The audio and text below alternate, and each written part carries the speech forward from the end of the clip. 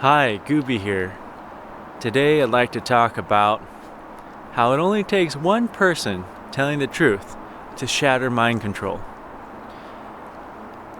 A viewer commented in the last video, which was trusting yourself in a time of deception and gaslighting. The viewer commented and said, "Hey Gooby, if you really want to understand universal gaslighting, look up the Psychology experiments by Dr. Asch, A-S-C-H. They're called the conformity experiments." And so I did, and it blew my mind. So I'm going to share what those experiments were and what they mean, and my thoughts about how it helps me understand what goes on in this miraculous experience we call life. Well, in the 1950s, a psychologist named Solomon Asch, A-S-C-H, did a series of experiments called the conformity experiments. And what it showed was how people can be swayed by groups, by group thinking. How people can be convinced to do things that they wouldn't normally do because they want to conform to the group. It's a very interesting concept because I've heard about evil being done by individuals and evil being done by groups, and how evil acts by groups are very curious, because if you just took the individual in that group, they would say that the actions of the group as a whole fall well below their standards of morality, fall well below the baseline that they have for their individual conscience and individual actions. Yet, these horrible things continue to happen. So, let's dive in. I brought some props for today's talk. 2 index cards. Here you go. Actually, I'm gonna do it this way so you can read it left to right. On one index card, there is a black line. On the right index card, there are 3 lines. One is very long, it's labeled A. One is medium length, labeled B. And then the third line is very short, it's labeled C. Now these experiments are very simple. What you got to do is pick which one of the 3 choices matches the length of the line on the left index card.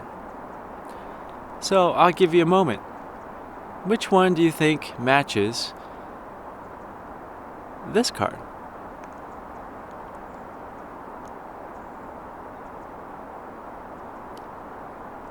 Well, if you line them up, I'll put them one above the other. Clearly, line A is too long, and line C is too short. But line B is perfect. It's the right length. This is not some trick question or illusion. There are funny perceptual abnormalities, or not abnormalities, just curiosities of the human mind, where our mind will make things that look the same length look different depending on what's surrounding it. So if you put little arrows on the ends of these lines, and then on this line you put arrows but they point the other direction, little doodads on the end of the line, you can trick the mind into thinking that they're of different lengths even though they're the same length.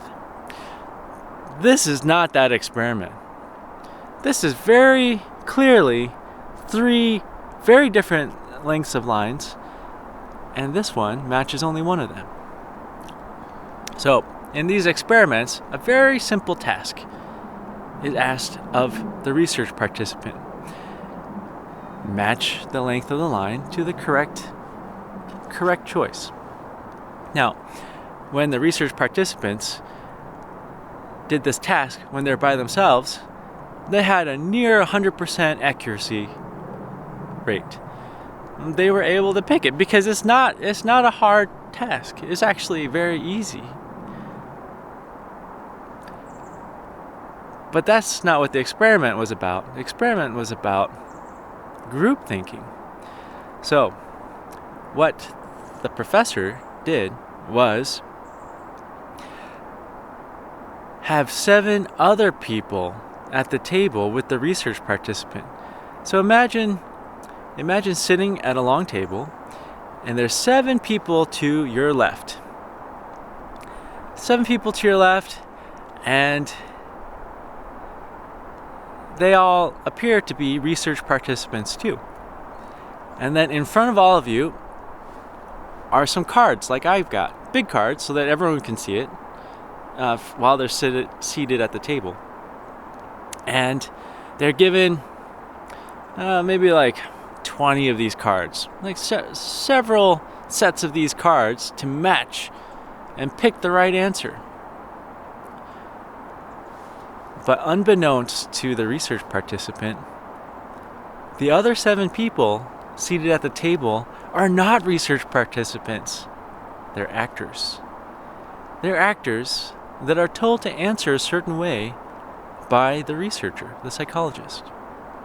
And because the research participant is seated at the end of the table, they're always the last person to answer as you go sequentially from the other end of the table. This is what happened. For the first 2 sets of cards, all the actors are instructed to answer correctly. So, in this case, the correct answer is B. They're the same length. A is too long and C is too short. So, the 7 actors say, B is correct. B is correct, B is correct, B is correct, B is correct, all 7. And then it comes to the research participant, and the research participant looks and like, yep, B is correct. But starting with the third set of cards, they'll have different cards, but very obvious like this one. Starting with a third sets of cards, the actors are instructed to unanimously choose one of the wrong choices. So imagine you're sitting at the table, you're the research participant, and you see these cards. And then to your left, you think there's 7 other participants, and they start answering, and they say, A is the correct answer. And then the next one says, A is the correct answer. And the next one maybe sounds a little hesitant. I think A is the correct answer. Fourth one, very confidently, A. Fifth one, A. Sixth one, A. Seventh one,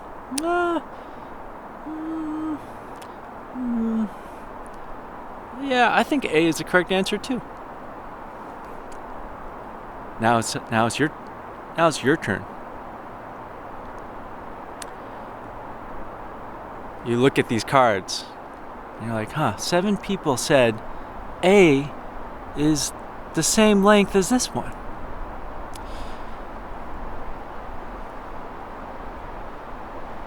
This reminds me of The Big Lebowski. There's a scene where Jeff Bridges is like blinking his eyes, trying to like focus. I think he's trying to read like some kid's homework. I can't remember. I love that movie. This is one of the funniest, most clever movies I think that I've ever watched. But you're the 8th person, and you're like, how? What? 7 people said the A is the same length as this line? How's that possible? I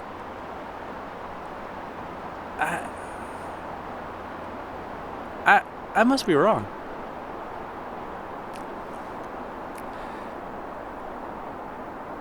So what happened is they tested many research participants, and what they found was if you have a group of actors all unanimously say the wrong answer in front of the research participant,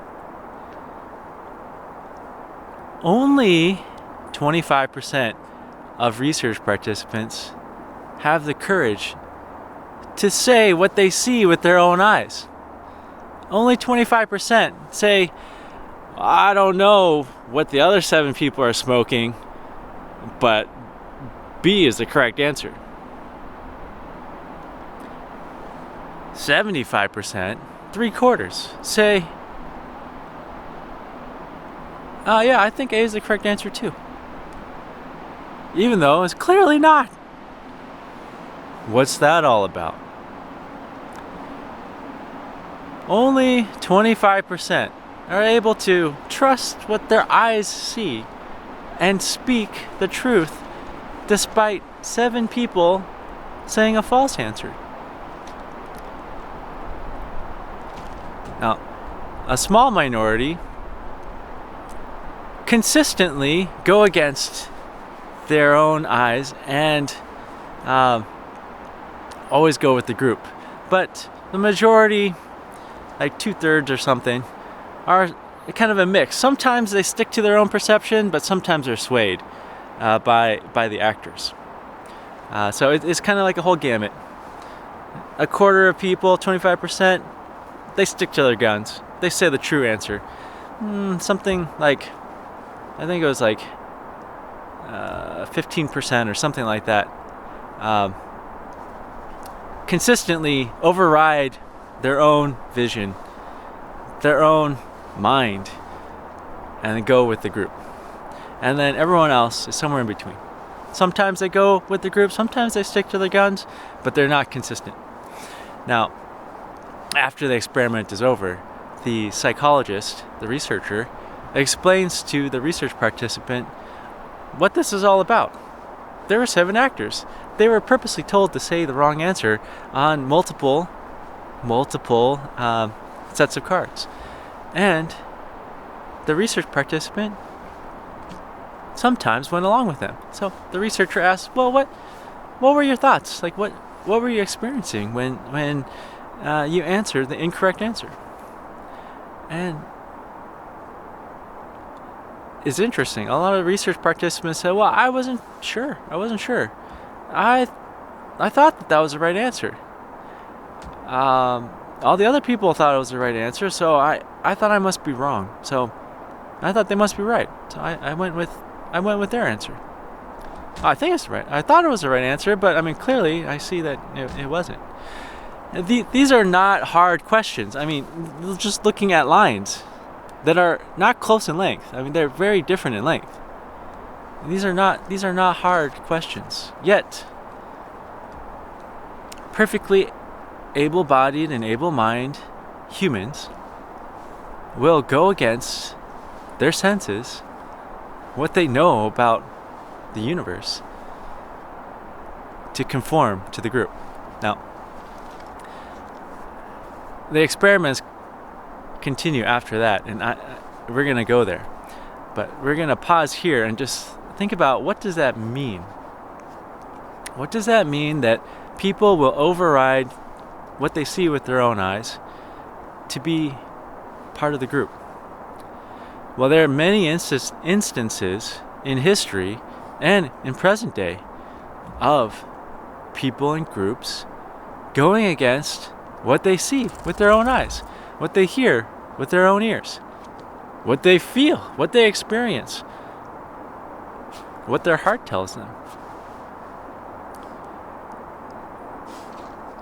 It could be conscious, it could be subconscious, but they just want to be part of the group. There is something to be said about safety in numbers. If you're part of the group, well, then everybody is responsible for doing something. Your part of the responsibility is lower.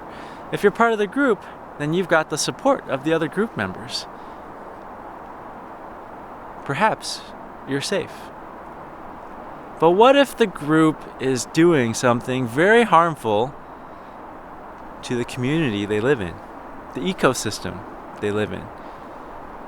What if the group is doing something that hurts themselves? What if the group is under the control of someone who's taking advantage of them for that person's well-being at the detriment of the well-being of the group? A hierarchy of sorts, a mind control, a gaslighting, a narcissistic, psychopathic abuse of the group. What if the group is under the control of a narcissist and psychopath individual, or an entity, or a group of people, or a religion, or a politics, or an idea like a nation?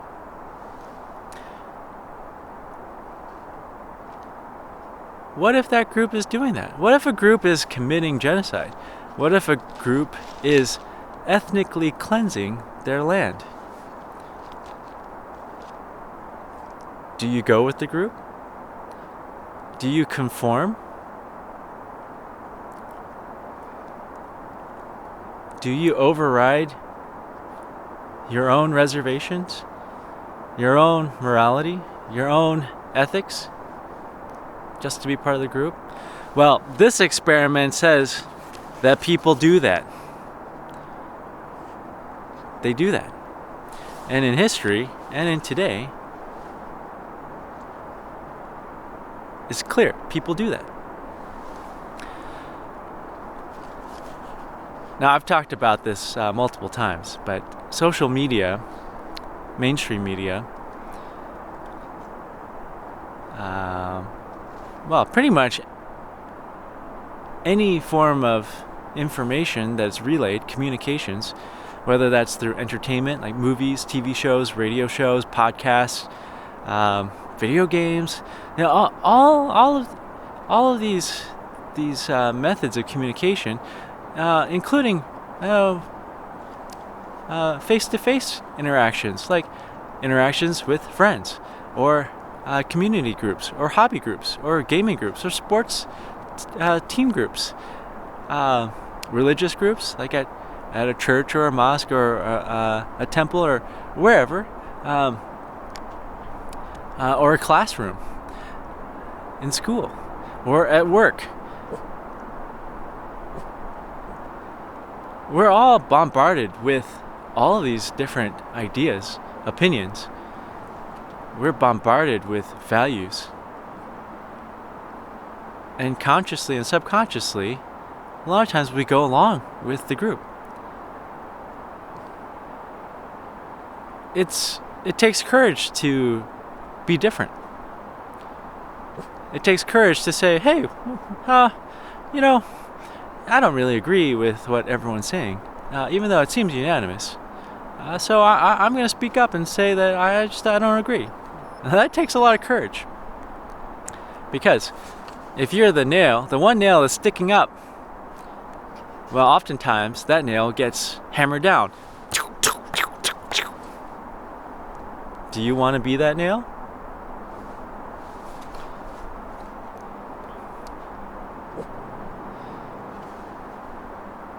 The tricky part about today is that, especially with social media, how do you know who's a real participant? Who's a real research participant, like you are? Who's a real person? How do you know who doesn't have agendas? How do you know who online in the comment section is a human or a bot? How do you know if you're interacting with a chatbot, a ChatGPT, an AI that is commanded to say certain things? Maybe you're interacting with a bot that's told to consistently say A is the correct answer, or C is the correct answer, but B definitely is not the correct answer. And there are thousands tens of thousands, hundreds of thousands, perhaps millions of bots saying A or B, or no, A or C are the right answer, but B definitely is not.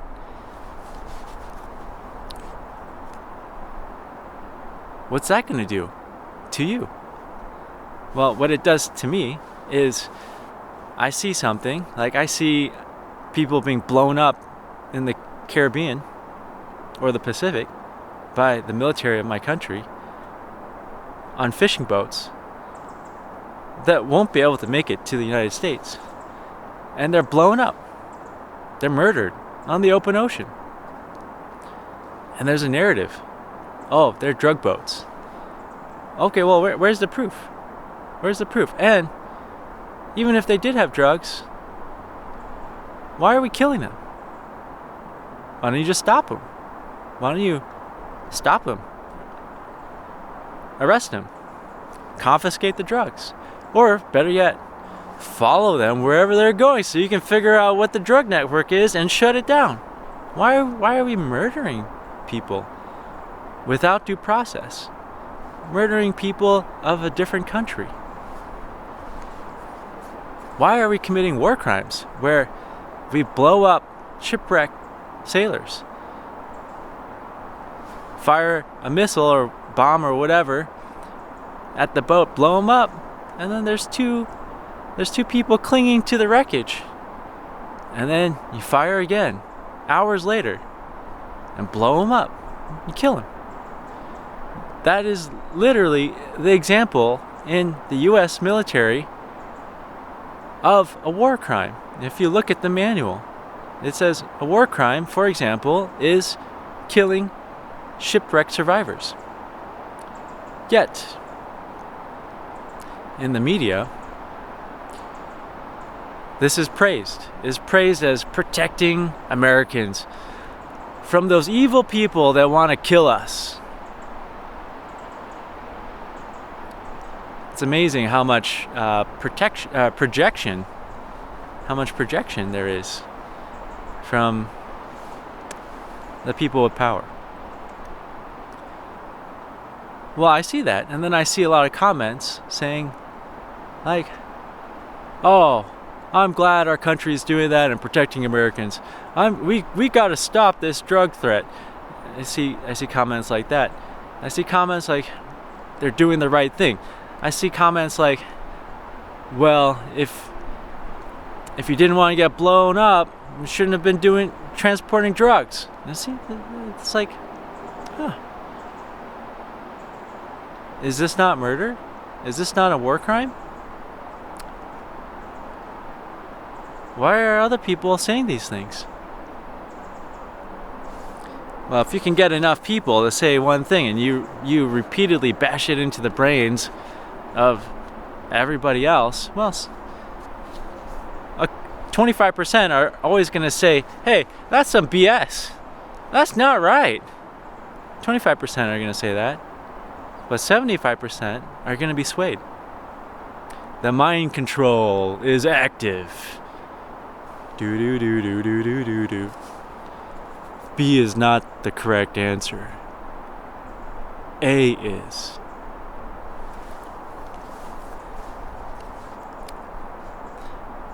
Well, that is a very disconcerting part of human nature. That we will override what we know is true just to fit in. Even if fitting in means hurting our neighbors, even if fitting in means kidnapping people off the streets, wearing body armor and an assault rifle with no identification, where the person who is detained doesn't know if they're being kidnapped by real government officers or somebody who just wants to kill them or rape them. Imagine you're a woman, a young woman, walking the street in an SUV full of unmarked, unidentified people in camouflage, military equipment, assault rifles, stops you at gunpoint, kidnaps you, and puts you in the back of their van. the FBI has said that unfortunately they're tracking and dealing with multiple instances of non-ICE people, non-federal agents dressing up just like federal agents, kidnapping people, raping them. The FBI has said that this is already happening. There's got to be a better way to deal with this. This is really unsafe. It's a terrorism. It's a terrorism on the people. It's especially terrorism on people that have a certain skin color or talk a certain way. There's got to be a better way. This is not safe. Well, these experiments, they continue though. And these variations that I'm going to talk about, they actually give me hope. And I'm going to share that. Okay, so Dr. Ash didn't stop there. Dr. Ash had a variation where one of the 7 actors is a truth partner to the research participant. 6 actors will continue to unanimously say the wrong answer on the designated cards. So not every time, but like 2/3 of the time. They'll say the wrong answer unanimously, just like in the original version of the experiment. But the 7th person will always say the right answer. So if you imagine, we're back at the research table and we got these cards, and the first person says the correct answer is C. The next one says, yep, C. Third one says, yep, I agree, C. Fourth person says, it's obvious, it's C. Fifth person, C. Sixth person, I think C. Seventh person says, yeah, I don't agree. I think the correct answer is B. And now it's your turn. What are you going to say?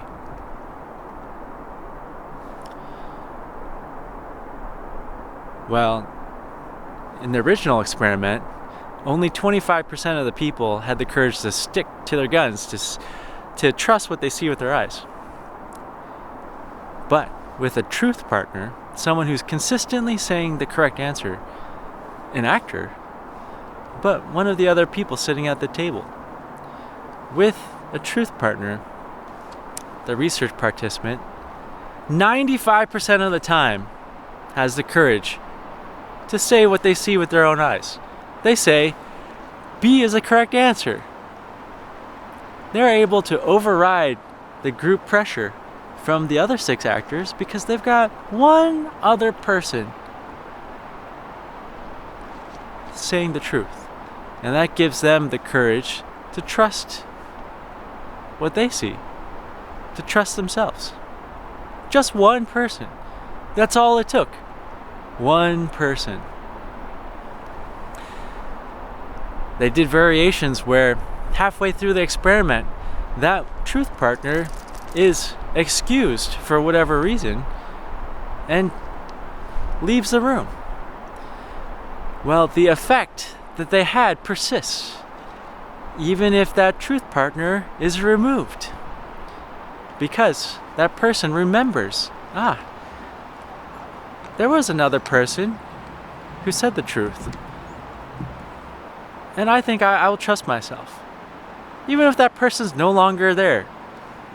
Even if that person got assassinated, or kidnapped, or deported, or silenced. That truth partner gives the research participant the courage to speak the truth as well. 95% of the time. But this goes back to kind of the darker side of humanity.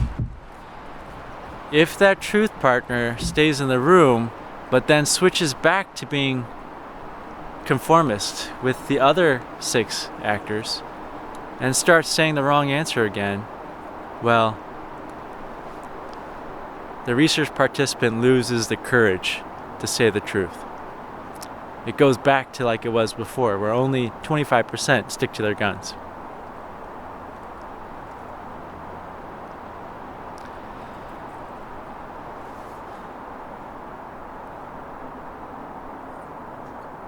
That finding really gives me hope. It gives me hope that speaking the truth, even if you're just one person, can give the courage to other people to speak the truth. And if another person speaks the truth, well then now there's two people. And that gives even more people courage to speak the truth. And then there's 3, and then 4, or 8, or 12, or 200, or 12,000, or 1,000,000, or 1,000,000,000. I don't think there'll ever be the case where all 8.2 billion people are communicating truthfully. I think that's just not possible. But it's not an either or. There's not a 0 or a 1 or black and white. Reality is somewhere in between. There's all these different colors and all these brightness levels and intensities. We're somewhere in between 0 and 1. A community that always says lies and a community that always says the truth. We're somewhere in between. And I think that this gives me hope that just speaking the truth, just one person can start something. It's like a snowflake landing on a snow berm at the top of the mountain. At some point, that one more snowflake will cause an avalanche. All the other snowflakes that are collected there will slide down the mountain in a giant roar. I think that's all it takes. Doobie got herself trapped. I'll be right back.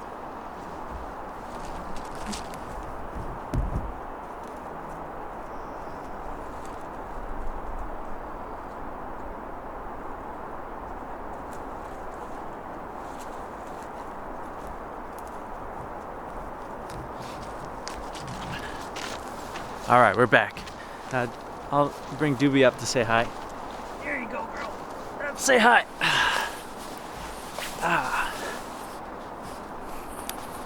You have anything to say to the viewers of our channel, our Gooby Doobie channel?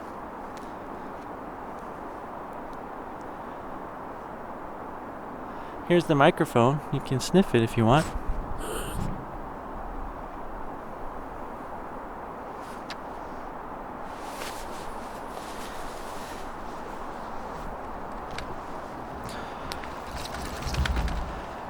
Well, I hope that gives you hope too.